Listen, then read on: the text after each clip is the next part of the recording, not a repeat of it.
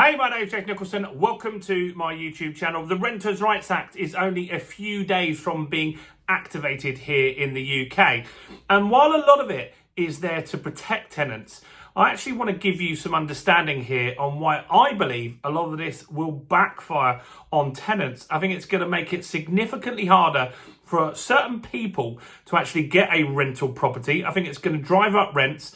And I think ultimately it's also going to increase homelessness in the UK. So in this video, I'm going to give you a breakdown of all of the stuff in the Renters' Rights Act that I think is a problem for tenants and the ultimate outcome, which is not going to be great for those involved. Now, before we jump into this, if you're new around here and you haven't done already, do subscribe to my channel over there and hit that bell notification. Join over 50,000 subscribers who get all the latest property news, house price news, interest rate news, property investing tips, and much, much more. And help me get some views on this video. Your part in that is simple. All you need to do is smash like, tickle like, do something to that like button. That really helps with the YouTube algorithm, and that really does help the channel grow. So thanks to everyone that does that.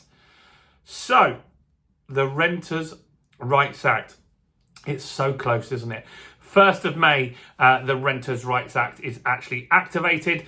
And if you're a landlord, you need to start getting this letter out. If you haven't got this letter, you can grab a copy of it, the information sheet.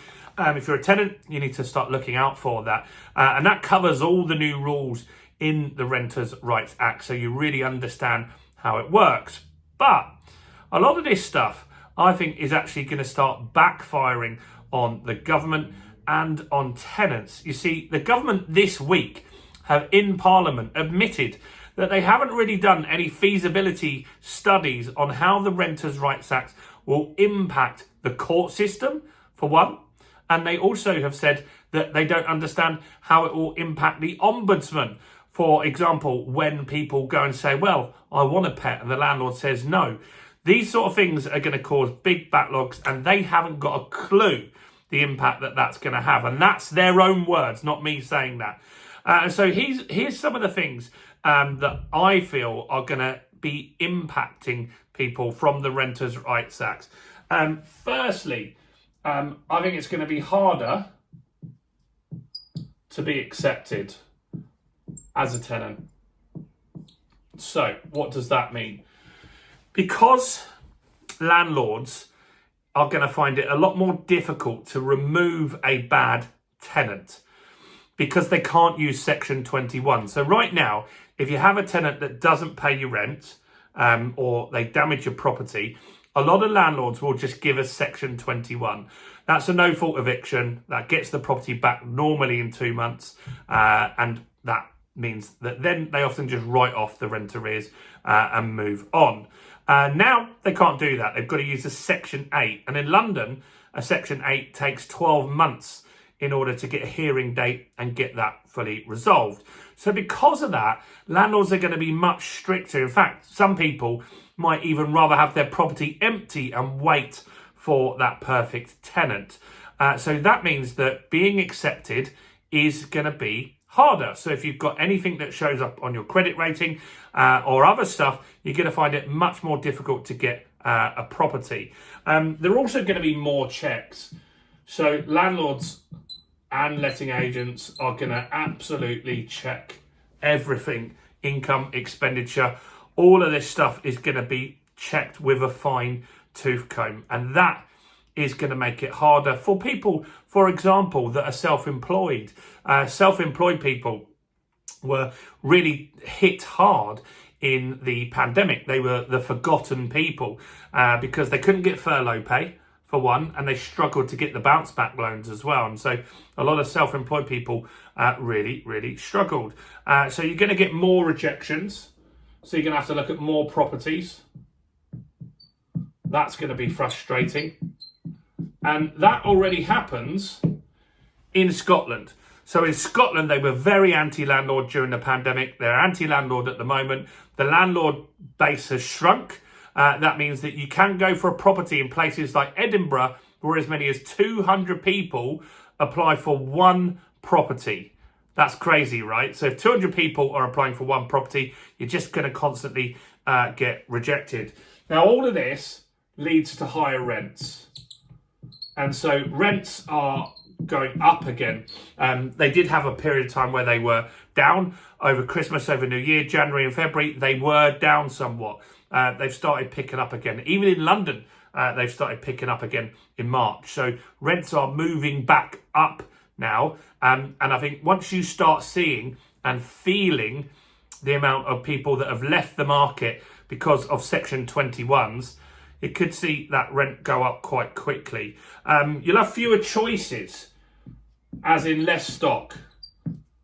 So that's not good, is it? Because if you're a family or you want a property with a garden, there's just going to be less stock available. And so you've got less options, maybe not in areas that you want to rent in. So you've got to move further away. That's not ideal at all. And so fewer choices isn't good either. And so self-employed people, they're really going to get hit hard by this stuff because maybe their income is less predictable. And so that means a landlord might not take a risk on them, whereas they may have done before. If the tenant got behind, they could have done a Section 21. Now they might have to wait a year in order to get that tenant out of the property. So there's less likely that they will take the risk. Now, you could say you can't discriminate against DSS, self-employed people with pets, people with kids. You're right, you can't put that in the marketing, but landlords are going to discriminate. They're going to do it in here. They're not going to tell you in writing why you didn't get that property. And that's going to be a problem for some people in order to find a property. So that's a problem. First-time renters.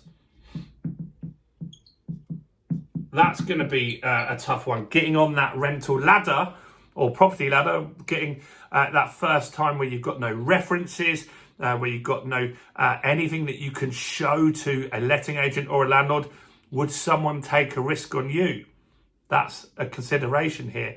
I've had tenants where we've had people that were 18 that wanted to rent a property, and we didn't end up going with them, but we were considering it at the time. And so I feel that that person might struggle with somebody else. Now, I was considering that person because I bought a property at 18 years old. And so I felt that they can be responsible. They can have a full-time job. And this person did.